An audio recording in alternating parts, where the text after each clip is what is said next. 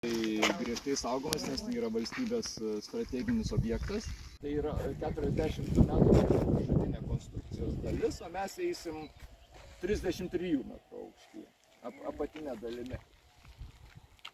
Ir aplamai, kodėl čia šitas takas yra įrengtas, saugomose teritorijose, kaip žinot, jau yra pastatyta virš 20 apžvalgos bokštų, apžvelgti unikalų tų vietų kraštovaizdį, slėnius, miškus, ežerynus.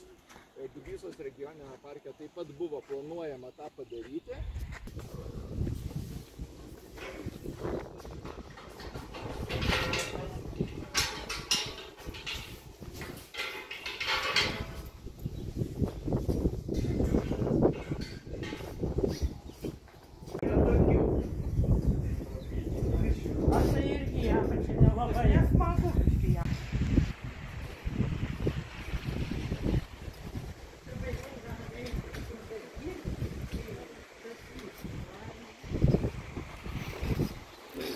Tai žiūrėkit, kur čia dabar apačioje matosi tokia.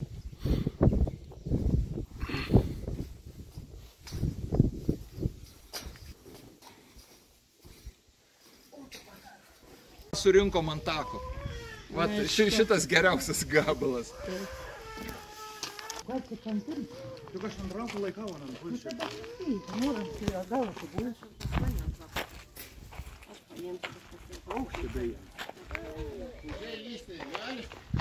Tarpukario Lietuvos apsauginiai įtvirtinimai, fortifikacija vadinama. Šitos geležinkelio tiltus ir Smetonlaikio kariuomenė įsirengė tokius bunkerius.